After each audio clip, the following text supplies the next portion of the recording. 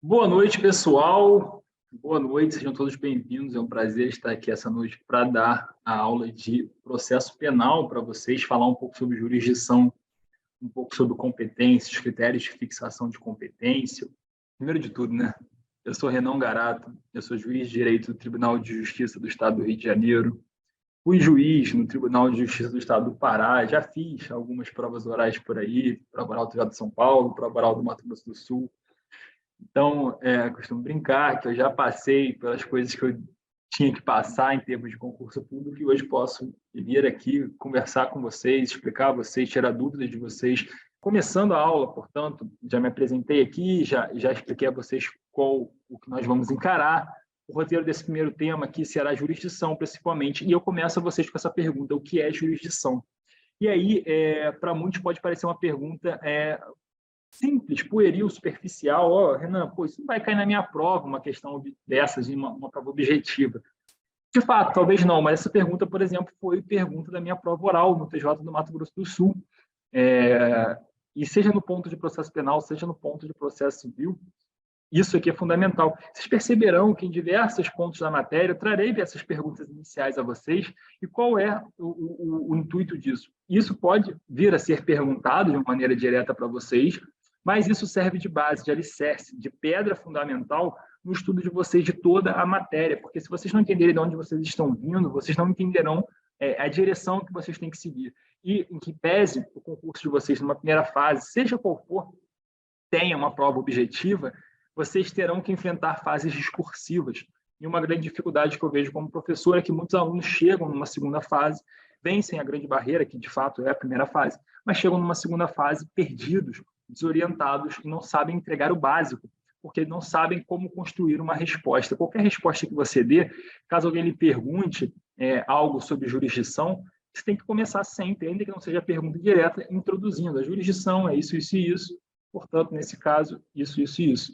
Então, isso aqui vai dar substrato para vocês, que mesmo quando vocês não saibam uma resposta do que foi perguntado, você consiga tatear o tema e ganhar pontos. Vocês perceberão muito em breve, se já não perceberam, que a aprovação num concurso de ponta passa pela, mais do que acertar o que você sabe, passa por ganhar pontos ou evitar uma perda de pontos nas questões que você não sabe diretamente a resposta. E, para isso, é necessário você conhecer bem, dominar bem os conceitos, tá?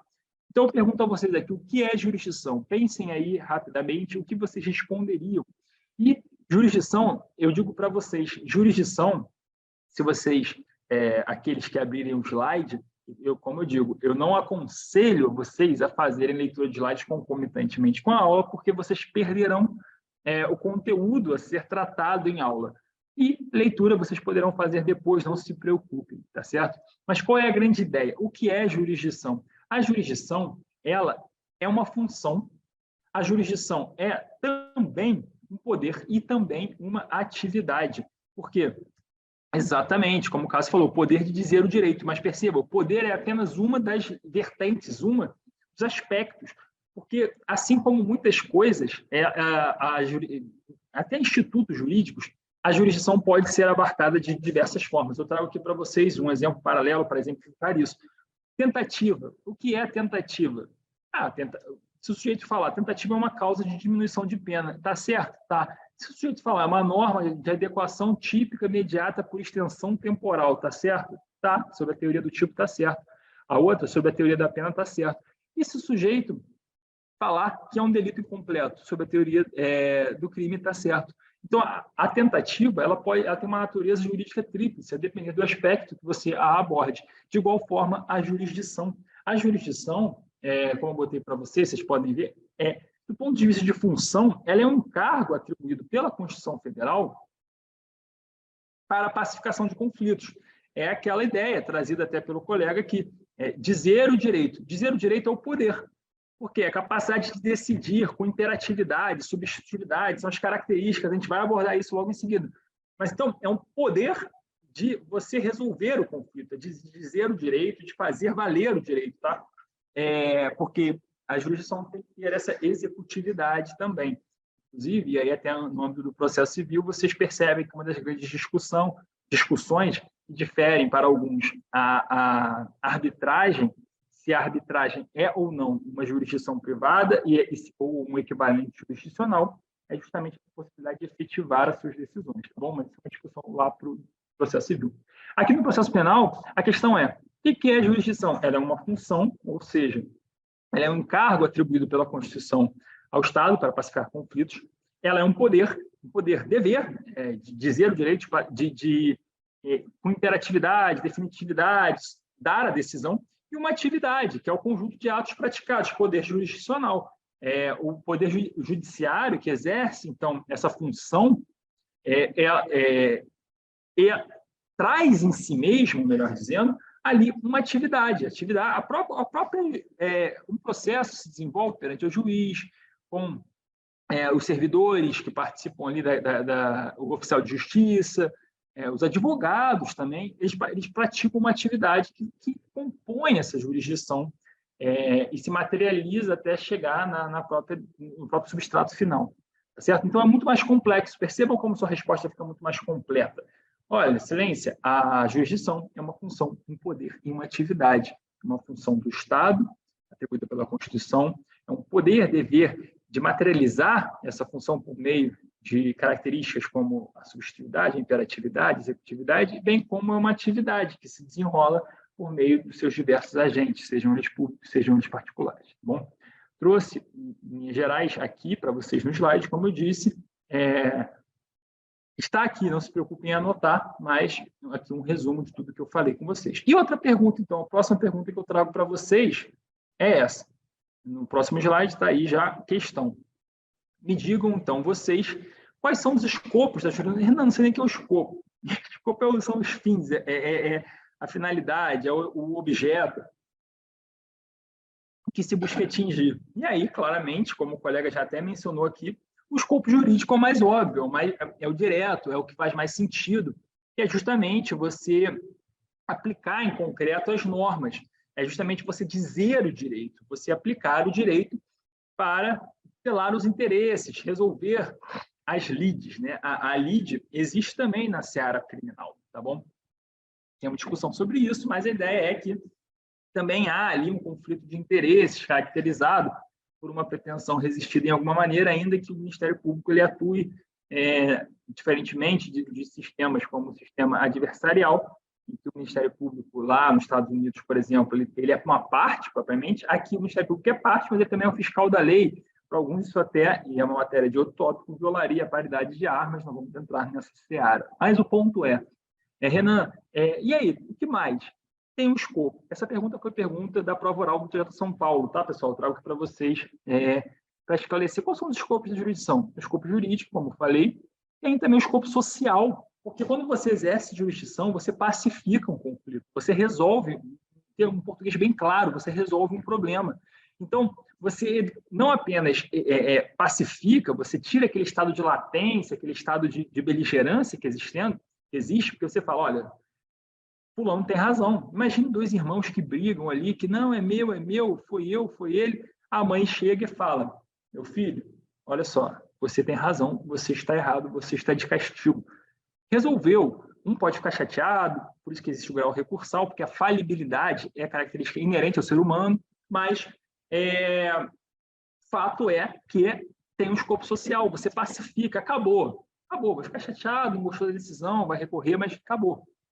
E um escopo educativo, porque também, em que pese haja severas críticas em relação à jurisprudência na atualidade, a oscilação jurisprudencial cada vez mais caminha-se até por força do artigo 926, 927, ali do Código de Processo Civil, que já traz essa visão, mas também se aplica na seara criminal, de você trazer uma jurisprudência íntegra, estável e coerente, cada vez mais aproximando-se então do sistema brasileiro, do sistema da common law, naquilo que é pertinente, naquilo que é proveitoso. Tá? Então, escopo social e o escopo político. O que é o escopo político, Renan? Fortalecer o Estado. Por quê? Porque quando você aplica a jurisdição, quando você resolve, quando você se coloca perante o Estado-juiz fala, está condenado, ainda mais numa seara criminal, ou até mesmo está absolvido, você faz valer ali a lei. Percebam, aqui nossa aula não é de criminologia, mas, por exemplo, o Guia das Janelas Quebradas trata muito bem essa questão de que quando você tem uma anomia, quando as coisas acontecem e não são reprimidas, elas têm tendência a se multiplicar, a exponencializar. E aí, você parte de pequenos delitos que não são punidos, o sujeito dá um passo a mais. Isso não precisa pensar numa seara criminal, pense numa seara trabalhista, numa seara da sua casa, na seara com o seu vizinho, como aquele seu vizinho, que cada dia ele bota a cerca um pouco mais para lá. Dia ele foi no seu quintal, deu um passo, ninguém falou nada.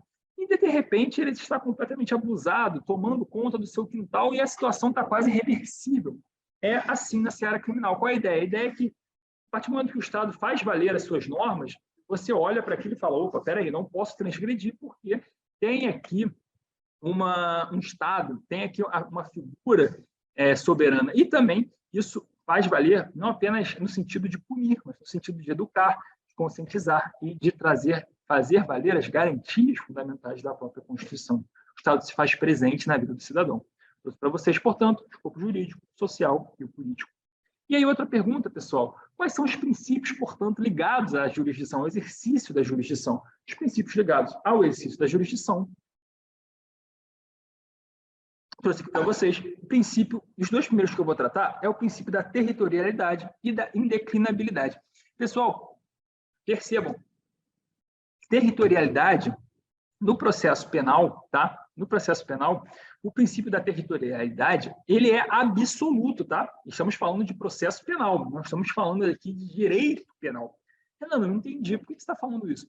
Porque é o seguinte, pessoal, não existe extraterritorialidade no direito processual penal. Não entendi, Renan. E aqueles casos lá do sujeito, o caso do Robinho, o caso do Daniel Alves, percebam, isso é direito material, tá?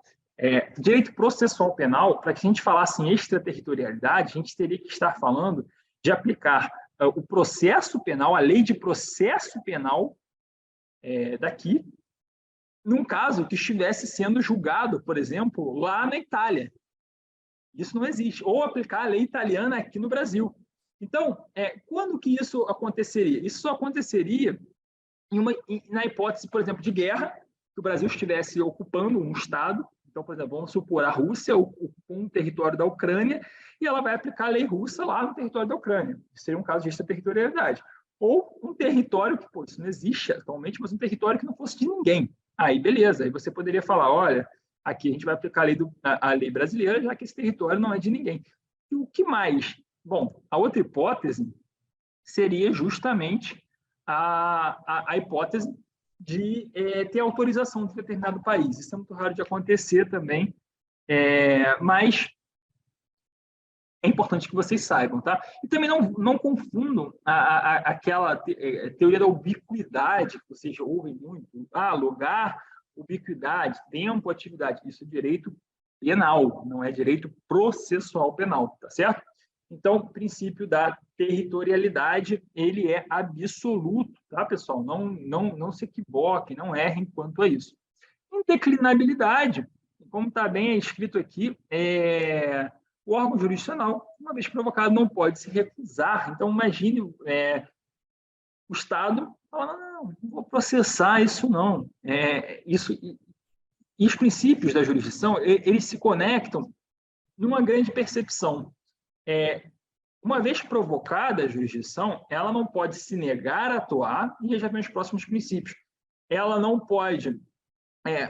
aqueles que forem submetidos à sua jurisdição não podem se negar a cumpri-la, que é o princípio da inevitabilidade, e o princípio da indelegabilidade. Mas, não, peraí, então não pode ser delegação de competência? Claro que pode, perceba. Nunca os atos decisórios, tá? Somente os atos instrutórios, os atos executórios. Não pode, por exemplo, eu sou juiz aqui da execução penal no Rio, sou auxiliar no Tribunal do Júri, o sujeito vem lá, o processo é distribuído ao segundo Tribunal do Júri, e eu falo assim, manda isso lá para o terceiro Tribunal do Júri. Claro, vai ter aquelas discussões, ato concertado, enfim, discussões que são mais vanguardistas, mas a ideia a jurisdição, sobretudo, ainda mais se você pensar como jurisdição una, o Brasil não poderia declinar da sua jurisdição, tá certo? Então, perceba, são princípios muito conectados. Aplica-se no Brasil, uma vez provocado, ele não pode se negar a executá-la. Essa jurisdição, quem está submetido a ela não pode se negar a cumprir e você não pode transferir a outra. O princípio do duplo grau eu trouxe para vocês aqui, mas para que vocês tenham isso em mente. Para muitos é trazido como um princípio, tá? Para outros não é. Para alguns é princípio implícito, para outros é um princípio relativo. O próprio STF, STJ, por exemplo, nos casos de foro por prerrogativa de função, já se manifestaram que, na verdade, não há nenhuma violação no foro por prerrogativa de função em relação ao princípio do duplo grau de jurisdição. A ideia é que isso aqui, portanto, estaria ligado para alguns muito mais a uma característica da jurisdição brasileira do que propriamente a uma característica da jurisdição como um todo. Mas eu botei aqui como um princípio, inclusive, porque é tratado na Convenção Americana de Direitos Humanos, Pacto São José da Costa Rica. Então, é importante que vocês saibam. E o princípio do juiz natural. O princípio do juiz natural é muito importante, porque ele é inerente à própria noção de jurisdição. Por quê? Porque a jurisdição, lembra-se que eu falei com vocês que ela é uma atividade? Ela é uma atividade que exerce, além de outros atores, existe o juiz, na figura do magistrado, na figura do Estado juiz. E isso, até por uma evolução histórica, garantias, tem 3 vertentes, tá? Evita-se juízos ad hoc. Essa foi a pergunta da prova discursiva do Tribunal de Justiça do Estado do Pará, inclusive, de 2019. Prova da qual eu fiz e, graciosamente, consegui a aprovação, fui juiz no Pará há quase um ano. Vamos lá. Evita-se juízos ad hoc. O que é o juízo ad hoc? É o juízo de exceção. Como se você cometesse um crime hoje e alguém falasse, depois do seu crime, olha, vamos criar aqui um tribunal para julgar esse seu crime, né? Os tribunais de exceção, cita-se muito no Nuremberg. Então, assim, é uma questão meio complicada. O julgamento por um juiz competente, tá? E, claro, por um juiz imparcial. Qual é a ideia? Quem vai te julgar, ele tem que ser previamente determinado, segundo as normas de competência. Ele tem que ter, claramente, se ele é previamente determinado, ele vai ser o juiz, aquele previamente determinado, não é simplesmente um previamente determinado, é aquele previamente determinado, ainda que seja distribuído por distribuição, enfim, mas por normas que fixem a competência daquele magistrado de forma prévia e que esse magistrado, e aí de um ponto de vista subjetivo, atue com imparcialidade. E aí por isso que existem as causas de impedimento e de suspeição, tá bom? E o princípio da inafastabilidade, que, claro, liga-se muito com indeclinabilidade, inevitabilidade. Você não pode afastar a jurisdição nos casos em que ela deve se impor, tá? Aí eu pergunto a vocês, não está aqui nos slides, eu não trouxe aqui para vocês propriamente, mas existe jurisdição voluntária no processo penal? Tem doutrina, Tourinho Filho, por exemplo, ele fala que tem a possibilidade do juiz, a possibilidade do juiz nomear um curador, do 33 do Código de Processo Penal, seria uma das hipóteses de jurisdição voluntárias. Para outros, a exemplo de Eugênio Pacelli, já, uma das raras hipóteses seria também a revisão criminal. Revisão criminal, já que não existe ali uma pretensão resistida pela parte contrária. A posição do MP na revisão criminal é estritamente de custos leves. Tá bom? Mas, prosseguindo aqui, eu trago para vocês as características da jurisdição. Então, Renan, qual a diferença entre princípios e características? Eles se confundem muitas vezes, tá? Por isso que vocês podem perceber que eu botei os princípios em amarelo e aqui na afastabilidade está em verde. Por quê? Porque eu usei verde para as características da jurisdição. E inafastabilidade, por alguns, é tratada como um princípio da inafastabilidade, para outros é como uma mera característica. Qual é a diferença? O princípio, e aí, sem querer me debruçar aqui sobre Dworkin, Alexis, toda a noção ontológica, o princípio ele visa orientar, ele visa estabelecer um dever ser para que se chegue num resultado ótimo. Enquanto que a característica é simplesmente um dado inerente àquele fenômeno. Então, se você olhasse os princípios da jurisdição, sempre que você pensar em princípio, você pense dessa forma. Como a jurisdição deve se projetar, o que esperar da jurisdição em movimento? Princípios. E o que esperar, e o que é a jurisdição, o que a compõe nela mesma. Essas são as características, tá? Para muito ser tratado de forma distinta, como eu disse para vocês. Características da jurisdição, pessoal, eu trouxe aqui inércia, imperatividade, inafastabilidade, substitutividade, unidade e natureza declaratória. Especificamente sobre a natureza declaratória, eu vou trazer aqui alguns breves comentários pelo seguinte. Renan, mas se você condenou o sujeito, ela é declaratória? Ela é declaratória. Inclusive, né, nas sentenças constitutivas lá do processo civil. Por quê? Porque toda manifestação do Estado, é o que eu botei aqui para vocês, ó, ainda quando a sentença é constitutiva, a jurisdição é declaratória. Por quê? Porque a sentença constitutiva cria situação nova, ou a sentença condenatória, enfim, mas com base no reconhecimento de direitos pré-existentes. Eu só vou condenar o sujeito se eu reconhecer que houve um crime, que houve uma violação da norma. Então, eu tenho que sempre ter uma atividade cognitiva declaratória, que eu declaro, existe uma norma, essa norma tem que ser cumprida. Em razão do descumprimento dessa norma, acontece tal. Então, em última análise, a jurisdição é sempre declaratória, tá bom? E é substitutiva porque isso aqui vale até para o próprio processo civil também, mas em especial no processo penal, tem uma grande especial relevância. Por quê? É até crime, vocês sabem, exercício arbitrário das próprias razões. Senão nós retornaríamos à barbárie. Imagine que cada um começasse a querer resolver seus problemas com as próprias mãos. Voltaríamos a um estado em que as coisas se resolveriam pela força. E aí a violência imperaria. Então, qual é a ideia? A ideia é que o Estado fala, olha, vocês não vão poder usar a violência. Eu, o Estado, serei o detentor do poder de punir. E, portanto, o Estado, ele se avoca, em especial na seara criminal, essa possibilidade de exercer a vontade para pôr fim ao conflito, tá bom? Existem até estudos e doutrinas muito interessantes que dizem que o direito penal, por isso que o direito penal é a última ratio, dizem que o direito penal ele deve ser contido, e aí, consequentemente, o processo penal é um instrumento de garantias para cumprir a incidência do direito penal, porque, senão, acabariam todos aprisionados de alguma forma, sem querer se debruçar sobre isso em razão do tempo, mas basta pensar, todos nós aqui somos criminosos. Renan, como você fala uma coisa dessas? Como você nos chama de criminoso? Pessoal, depois, a título de exercício reflexivo, pensem, vocês com certeza já infringiram uma norma, ainda que seja ter xingado alguém. Isso é um crime de injúria, tá bom?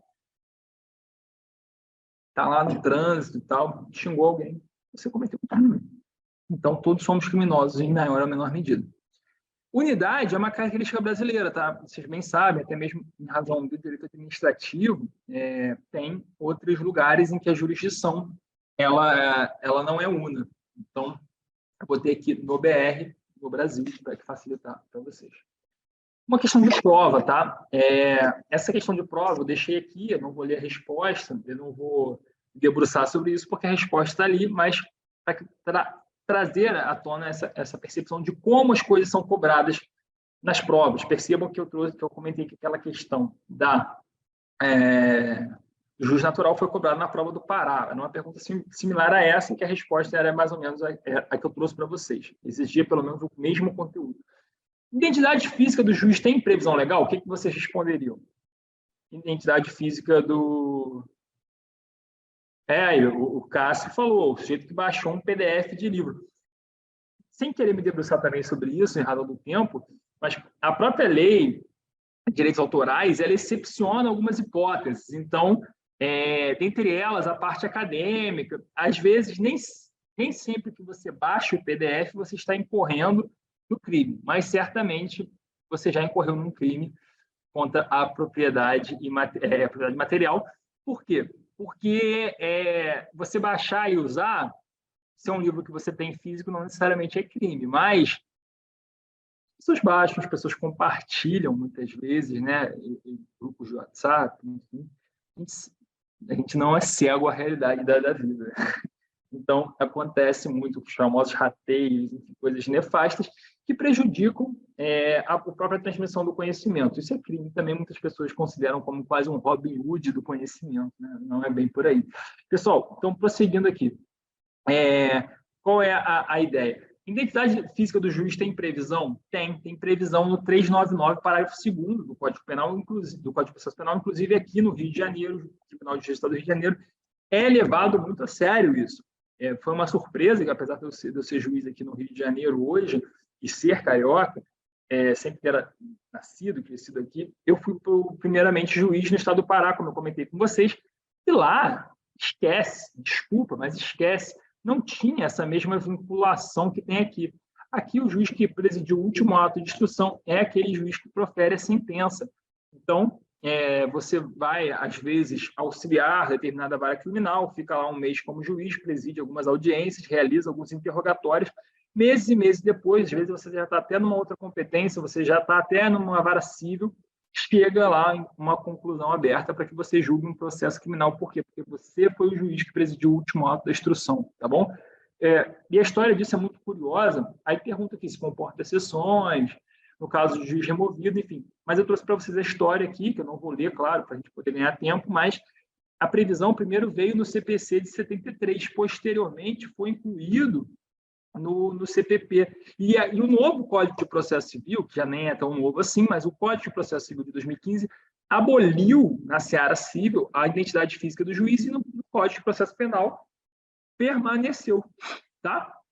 E aí tem aqui as correntes, enfim, se há ou não vinculação do juiz removido. Trouxe aqui para vocês, depois vocês leiam com tranquilidade, tá bom? Mas qual é o importante dessa discussão? Isso aqui que eu trouxe para vocês. Princípio do juiz natural em sentido formal e em sentido material. Lembra que eu falei? Juízo ad hoc, regra de competência previamente estabelecida e juiz imparcial. O Tribunal de Exceção, que é a vedação ao juízo ad hoc, ele encontra a previsão constitucional e ele diz respeito ao sentido formal, ou seja, tem que ter normas, tem que ter formalidade, no sentido formal mesmo, de existência de regras, ou seja, de matriz constitucional, seja de matriz legal, que estabelecem previamente, e aí previamente já regras objetivas, tá? Então, quer dizer, eles têm que ser previamente estabelecidos de forma objetiva. São sentido formal. E sentido material? Sentido material é que o sujeito que vai julgar deve exercer o seu mistério de maneira imparcial e equidistante, tá bom? Trouxe aqui para vocês, porque é normal, já vi em questões de prova perguntando sobre o princípio do juiz natural, sobre a tríade do princípio do juiz natural, sobre as vertentes do juiz natural, sobre juiz natural no sentido formal. Então, assim, qualquer coisa que fale, sempre que vocês tiverem também a oportunidade de falar em princípio do juiz natural, numa prova que caiba espaço para isso, tá, pessoal? Vamos supor, estou fazendo uma prova oral, o cara levantou, seu examinador, desculpa a informalidade, isso é mal do carioca, mas o meu principal objetivo aqui é que vocês entendam a matéria, tá bom? Falo rápido, mas espero que esteja sendo eloquente o suficiente para que vocês consigam entender o objetivo que eu quero atingir. Pessoal, se o examinador perguntou para você algo que caiba a falar sobre o juiz natural, você naturalmente vai falar sobre que o juiz natural, ele se desdobra uma vertente formal, uma vertente material que diz respeito à parcialidade, vai falar sobre suspeição, vai falar sobre impedimento, vai falar que na vertente formal diz respeito à vedação ao tribunal de exceção, regras de competência previamente estabelecidas, e vai falar até o seu examinador cansar. Tá bom? É isso. Então, vamos lá. Resumo do tema, trago para vocês aqui de forma bem objetiva, porque os slides já são resumidos, tá? Então não faria sentido eu fazer um resumo do resumo. A ideia é simplesmente, eu não trouxe aqui para vocês e não trago, por isso tenho esse cuidado de fazer a introdução inicial, artigos e artigos, sobre jurisdição nem teriam tantos artigos assim, mas algumas matérias, por exemplo, que a gente vai adentrar agora no próximo bloco, que a gente vai cobrir basicamente ali do artigo 70 ao artigo 90 do Código de Processo Penal, mas não faz sentido eu colar para vocês slides e mais slides com artigos de lei, porque isso vocês têm o vade-mecum, isso vocês têm o material de vocês, isso basta a leitura do material de vocês. Eu trago o mínimo possível de artigos transcritos para não cansá-los. Isso eu só trago quando é necessário pontuar, marcar, frisar alguma coisa a respeito da lei, e aí sim, às vezes é necessário. Por exemplo, o artigo 109, que eu trouxe aqui para vocês, para facilitar a visualização. Então, resumo de jurisdição. Conceito: poder, função e atividade. Escopos: social, jurídico, político. Os princípios: territorialidade, indeclinabilidade, inevitabilidade, indelegabilidade, duplo grau, jurisdicional, inafastabilidade, as características e a questão final que eu trouxe para vocês. Qual é o grande ponto desse resumo? E era assim que eu sempre estudei, por isso foi assim que eu projetei para vocês. Estudem, entendam, depois peguem só esse slide aqui, esse slide final, e vejam se com base nisso que está escrito aqui, vocês conseguem reproduzir a última meia hora de aula. Então, eu vou ler aqui. Conceito: é poder, função e atividade. Mas por que é poder? Você vai lembrar? Por que é função? Você vai lembrar? Por que é atividade? Você vai lembrar? E aí, isso é uma forma de você revisar a matéria de maneira bem objetiva. Eu poderia ter dado essa meia hora de aula inicial apenas com esse único slide aqui. Mas a ideia é que vocês também, tendo ouvido a aula até aqui e tendo acompanhado os slides anteriores, consigam também, com base apenas nesse último slide, projetar tudo que a gente falou anteriormente, tá bom?